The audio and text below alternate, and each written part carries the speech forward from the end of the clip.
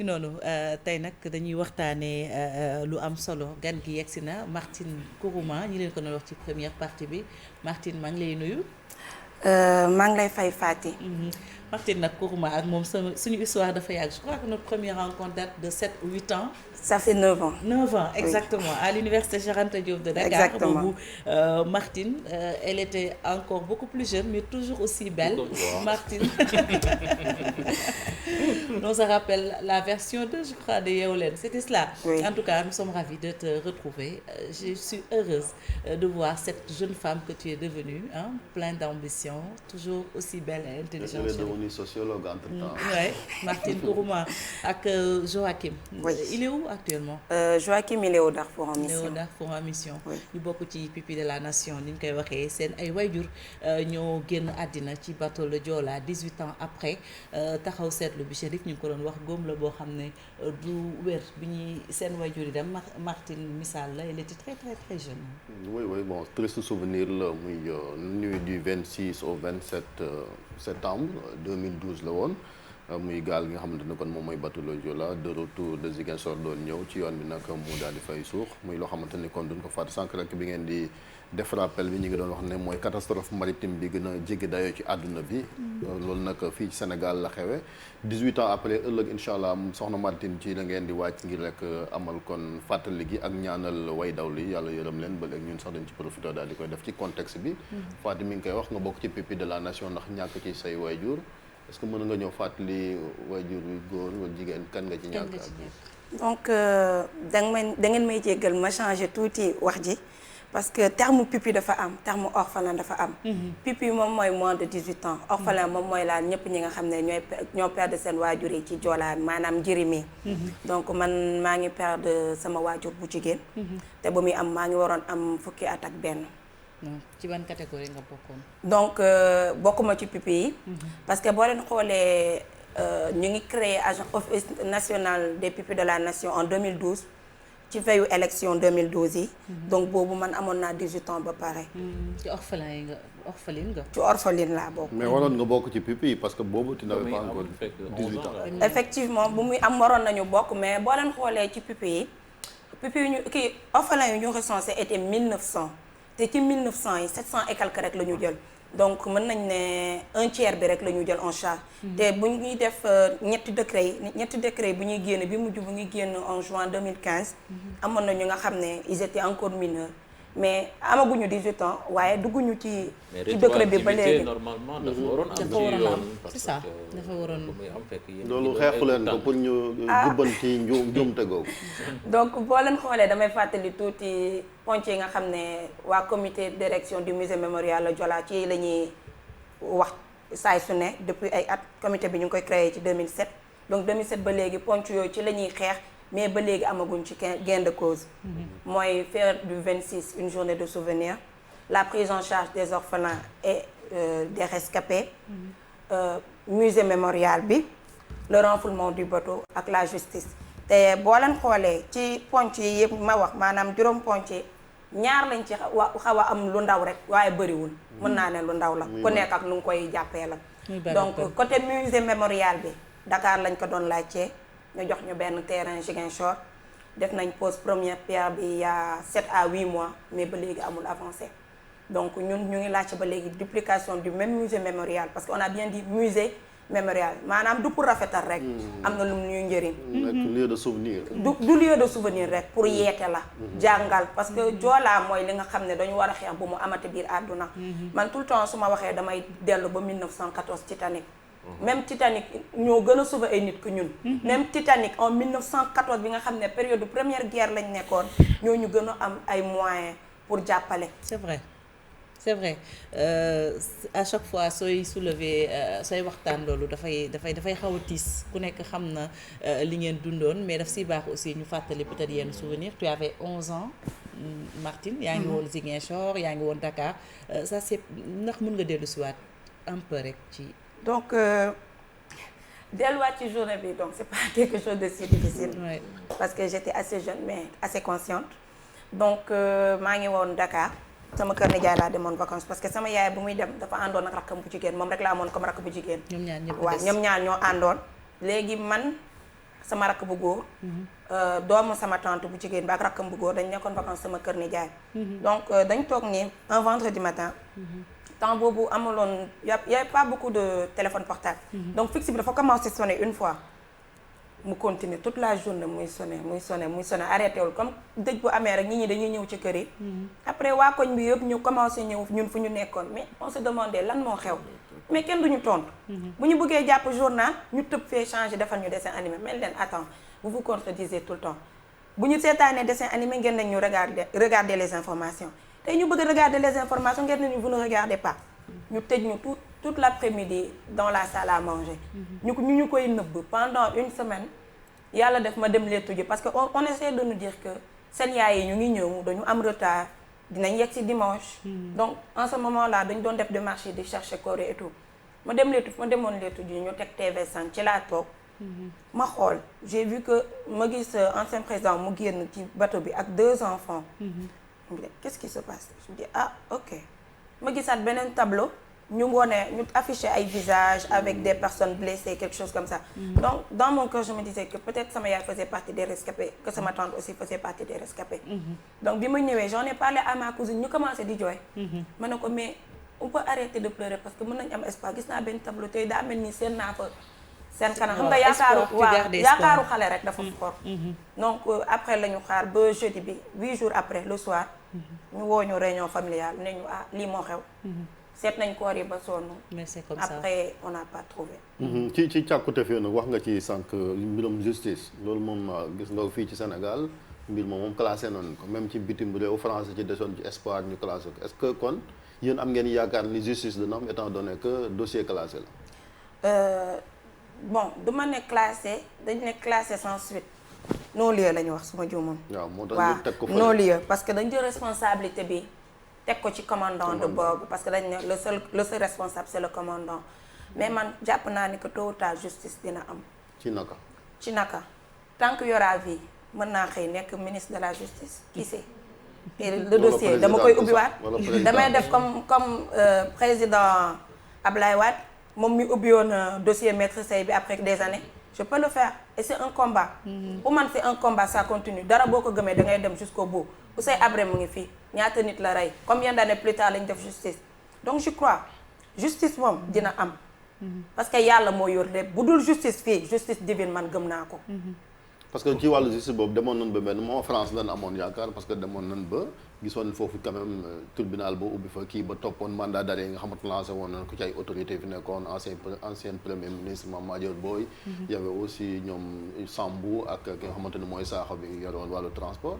mais gis na ni benn moment sax ñoom famille dañu accuser France ne ñoom it comme dañoo am ay intérêt Sénégal moo tax bëggun affaire yi dëgg daal di feeñ est-ce que loolu dina yombal seen xeex bi yombalu ko waaye man lu may wax mooy ñun bàyyiwuñ fu ñu jàppoon lañ jàpp ba léegi parce que comme li ma ko waxee sànq dara boo ko gëmee da nga ciy dem ba jeex c'est vrai que Sénégal dañ ko classé très rapidement te démb avant-hier rek dégg naa benn enregistrement bi nga xam ne Maître Wade ci boppam de ses propres dires moom moo wax ni que l'État est entièrement responsable l'État est le seul assureur du bateau c'est quelque chose de clair et net moom moo ko waxal boppam kenn forcé ko mu wax ko. du élément nouveau la pour yow. non du élément nouveau lu yàgg la maanaam dama koy dëggal rek man loolu beesul ci man. parce que depuis toute petite dans ma tête je connaissais les responsables.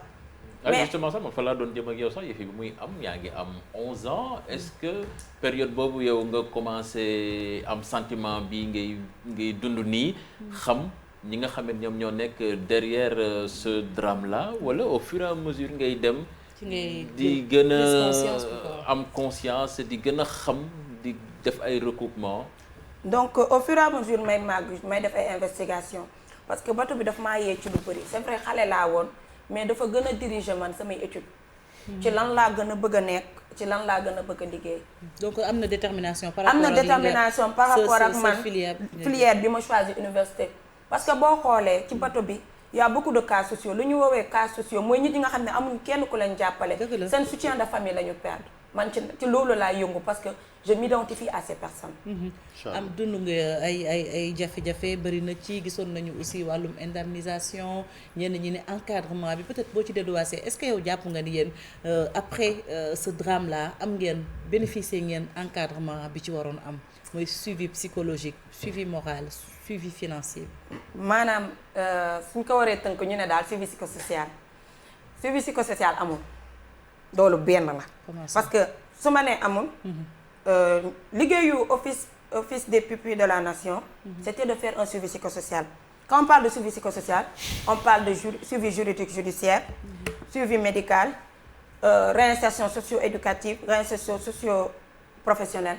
gisuma ko perso gisuma ko. te xale yi nga xam ne chaque jour ñu ngi ñaxtu ñu ngi may woo di am seeni problème ñu xool nañu koy régler amuñu ko. parce que ba léegi gisuma office lu mu fi def. l'année prochaine en 2021 ñi gën a ndaw ñi ci orphelin Joola nañ am 18 ans ñi juddu 2003 fa la ñu yem. bu jeexee jeex na dangay am tey 18 ans suba ñu génnee la man mënuma comprendre suivi psychosocial c'est pas 1 an c'est pas 2 ans personne ne peut déterminer le suivi psychosocial. suivi psychosocial tout dépend ci ki ngay suivre ci réhabilitation fu mu toll. ci selon rythme nit ki noonu nga koy mën toppee. mënoo topp nit nga koy jox as tuutu 20 000 en 2012 plus pupille di wàññeeku. bourse ba di yokk mu ñëw 25 plus pupille di wàññeeku bourse bi di yéeg ba léegi 50 000 la ñu jox la par trimestre 150 000 mu am 18 ans tey suba nga ne ko ale dàq naa la day mel ni kon suñu famille yow nga am 18 ans nga nekk sa kër sa papa ak sa yaay ne la génnal comme tubaab yi te wanuñu la yoon bi xamoo fooy teg sa temps da ngay gën a réer da ngay réer te da ngay échouer doo am suivi yéen personnellement naka ngeen def ba surmonter ko donc man perso. parce que am na peut-être ñi lay seetaan ay xale la ñu judd 2003 ils et elles ont besoin d'entendre cela cette force-là comment vous avez fait pour surmonter ces dures épreuves. donc man perso quand je parle on sent que dama am caractère personnel. et je suis déterminée su ma màttee bu daggul du ma bàyyi. man je suis comme ça mais yàlla daf ñoo suturaal ni que suñuy nijaay sama famille yaay bàyyiwuñ ñu. dañ ñoo gunge encadré ñu teg ñu ci yoon. chance boobu la ñu am. te wóor na ma chance bi ma am ñu bëri amuñu ko. mais surtout foofu lañ doon wax sax am na si ñoo xamee ne yow am nga ñu la jàppale mais am na ñoo xam ne famille entière moo dem. effectivement ñooñu je pense que drame boobu seen proche yi dañuy dund je pense que loolu pour nga faj ko day jafe. day jafe trop am na ñi nga xam ne xam nga bu njëkkaan boo xoolee homme de tenue ñoom ñoo doon liggéey seen jabar yi toog kër ga di yar xale yi boo leen xoolee ñu des ci bateau bi ñu bëri ay homme de tenue lañ. léegi genre famille dañuy nekk famille monoparentale yi nga xam ne seen doom yi du ñu am moyen daal pour mën a jàppale seen doom yi te du ñu am ku leen jàppale te pour ñëwaat ci indemnisation bi ngay wax 10 millions yi aide financière boobu diviser pour mieux régner laa ko tuddee man parce que 10 millions du dara lu mu tas moo ëpp lu mu defar lu mu yàq moo ëpp lu mu defar tax na nit bi nga xam ne bu la naroon jàppale mën na la am nga 10 millions te 10 millions comme ngelaw. on peut évoquer le cas de Mariama yaayu bébé Joola gis nañu jafe-jafe yi nga xam ne moom la dund après. moom moo ci gën a sonn ba léegi. voilà ba léegi bébé Joola mënu sax def CEP. su fekkee dëgg rek may wax chaque année je les vois le 26 yaakaaruma ni bébé Joola CEP te bi ma y avait 2 ou 3 ans peut-être bi ma laajtee. elle avait 16 ou 17 ans. ñu ne ma bébé Joola ki CPL def j'étais choquée. ça veut dire que à cause de ces 10 millions. elle n'a pas été soutenue. elle n'a pas été suivie et elle aurait pu être. ñi xamul lan moo ko dal ci 10 millions yi.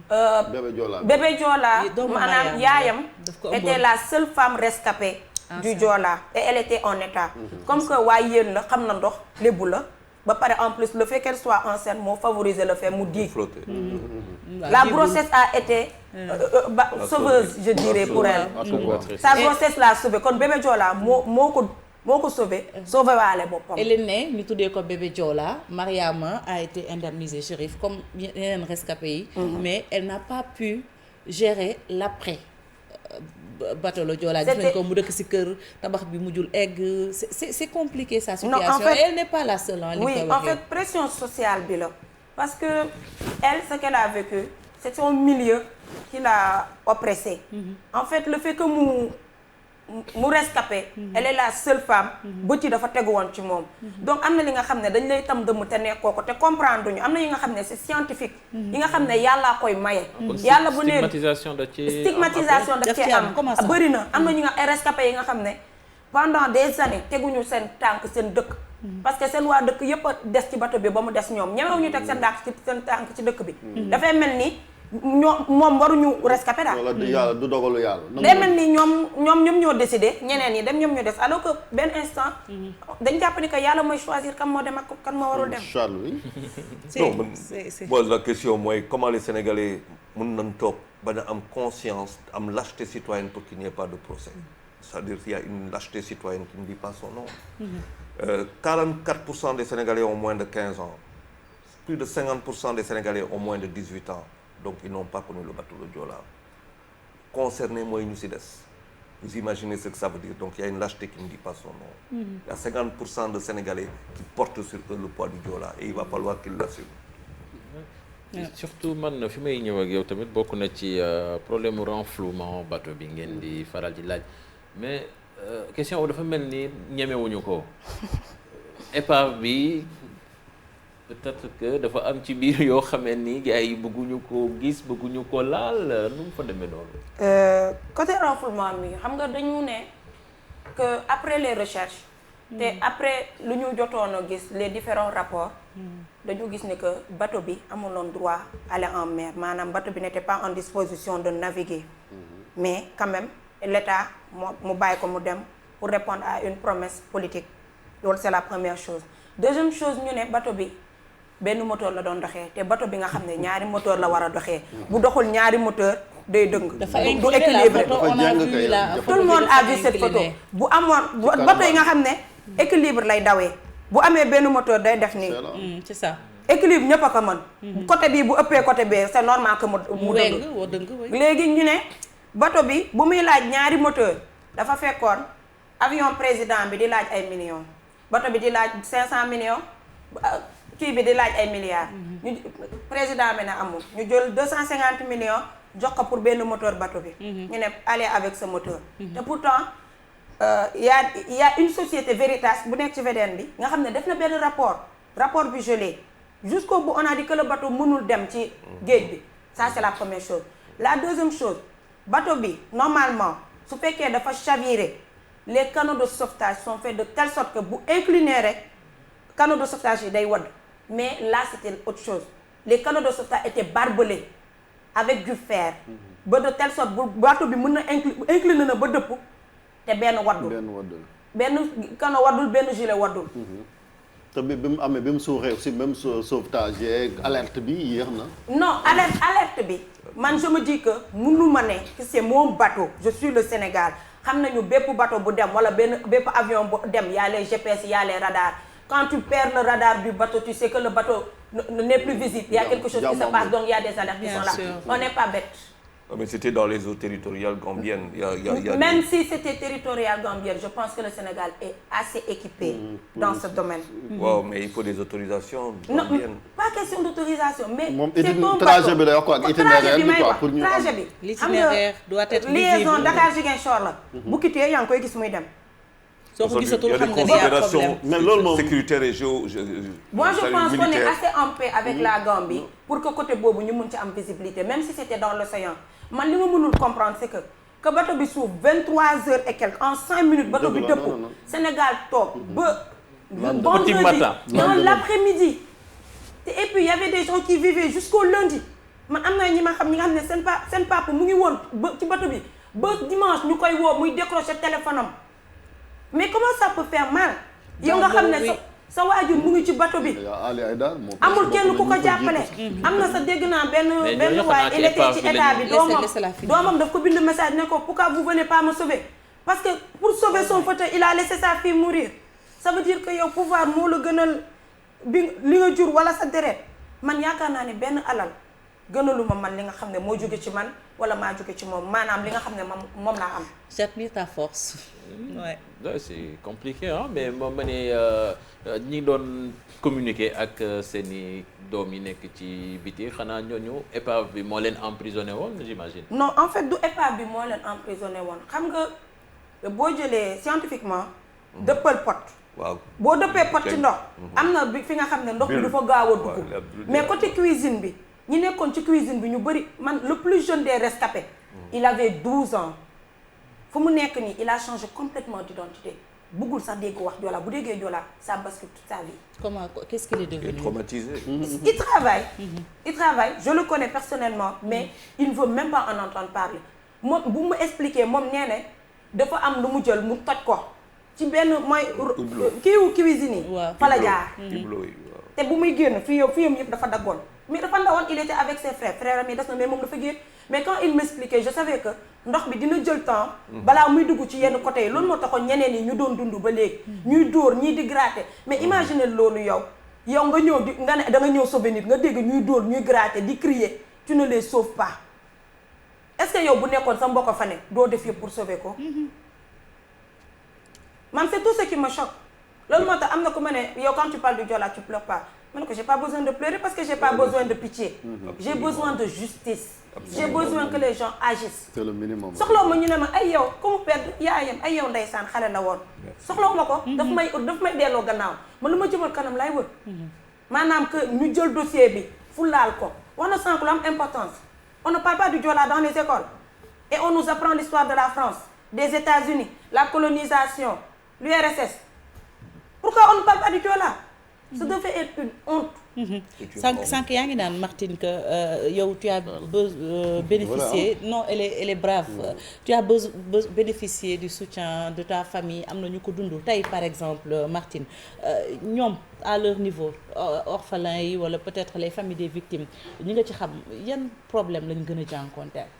donc ñi ma ci gën a xam déjà 10 millions yi tas na seen kër mooy première chose deuxième chose problème mu scolarité dañ ko doon am chaque année problème prise en charge sanitaire am nañ ko ñeneen ba léegi ils parviennent pas fu ñu toll nii ñeneen góorgóorlu nañ ba am bac mais tardivement mënuñu sax am stage ñeneen dem nañ ba université def ay formation mënuñu sax am réinsertion socio-professionnelle te du ñàkk parfois office day woote parce que nit bu defee dara wax bu defee lu baax seedeel ko ko bu defee lu baax wax ko ko office c'est vrai que am na ñu mu jël en charge c'est bien aider na ay nit mais mënuma comprendre que toi tu es là pour la réinsertion socio-professionnelle nga jël ay xale di leen former ba pare tu peux pas tout le temps former et ne pas placer c'est pas possible tu peux pas passer toute ta vie à former de capacité les réunions mënoo def entrepreneuriat informatique ceci cela moniteur ba pare doo placer quand tu formes c'est pour placer.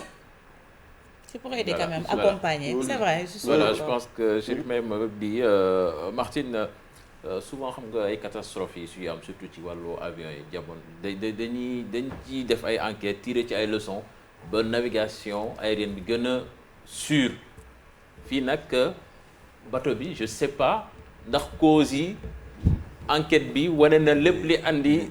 Diaw je suis désolé c'est pas Martine qu'il faut poser. non sorry yegguma mais est-ce que xam nga maa ngi lay wax ne enquête bi wax na affaire nu mu tuddati ni fees ci kii surcharge bi tout à fait yëpp feeñ na problème technique yi je sais pas mais est-ce que yow yaa ngi dem Casamance certainement sentir nga ni navigation aérienne actuellement am na amélioration boo xamee ni. est-ce qu'on a tiré des leçons. tiré nañu ay leçons yoo xamee ni loolu. fa am une fois ci non waaw parce que ñi ngi dégg ñi ngi faral di dégg ay problème ba léegi. elle va répondre. donc man personnellement bateau bi tax na musuma jël bateau. yow mii musuma ko jël naa chaloupe bi dem Gorée mais musuma jël bateau bi. dans ma tête je ne suis pas prête à prendre le bateau. ah oui absolument am na ñu koy sama frère ak sama sœur yi peut-être ñu ngi koy jël mais man musuma ko jël pour def navigation bi. mais su fekkee pour répondre si les Sénégalais ont tiré des leçons. non je dirais non. comportement la c'est vrai que y a une responsabilité étatique mais il y a un comportement citoyen. foofu moo tax yow sociologue bi leen bëgg a laaj lan moo tax. non bu leen ma interroger en tant que sociologue. non parce que li tax ñu koy wax mooy chaque fois. danaan woy surcharge et cetera comportement mais ba léegi dara jógoo fii ci Sénégal lan moo tax malgré tragédie bi ak li nga xamante ni moom la. parce que les gens n'ont pas payé. ça veut dire moi je pense qu'on pose très mal le problème du Joola au Sénégal. Il y a 30% de Sénégalais qui sont concernés par cette affaire. Il faut faire le truc. Je vous dis, il y a plus de 50% de Sénégalais yoo xamante ne ils sont nés après le Joola. Quels sont les Sénégalais majeurs yoo xamante ne leur impact dans le comportement citoyen et social. Mais Charles, est-ce qu'aujourd'hui on est à l'abri d'un nouveau Joola? Non, on ne peut pas être à l'abri d'un nouveau Joola quand toi-même tu n'as pas fait le travail qu'il faut faire pour que plus jamais cela se reproduise. Je pense que le vrai problème qui se pose dans ce Sénégal. Dernière intervention pour Martine. Martine, mais bëgg nañu ñëw ci commémoration suba bi parce que dafa tombé contexte bi, qu'est-ce qui est prévu? Donc vu contexte bu ñu nekkee moom mooy pandémie bi. Donc ce qui est prévu, on veut mettre l'accent sur la minute de silence. Dañu bëgg que toute la nation jàppale ñu à 12h pile ñu def 1 minute de silence. Midi pile. ñu def 1 minute de silence en mémoire de tous les naufragés du Joola. Parce que yaakaar naa ne musul am ci dëkk bi. kenn musu ko def le 26 ku nekk day doxi soxlaa même si comme si dara xewul. man am na benn 26 sax am na benn artiste place du souvenir bu amoon concert. Nous on a profité de ces bâches hein. Yàlla daa def dafa tawoon sax mais moi j'ai profité de ces bâches. Je peux pas comprendre le concert foofu. waaw te pourtant place du souvenir ex-président Ablaye Wade dafa defoon benn décret ne place du souvenir mooy place du naufrage de Joola. parce que deuil national bi fa lañ ko defee woon. Très bien. Très bien. Mais suba moom. dañuy ñaan ñëpp que ce soit la télé les gens. ngeen def 1 minute de silence et de prière pour les naufragés du Joola. ñu dem seetaani allo présidence peut-être bu ñu jël soit dem ci buña bi allo présidence tout de suite.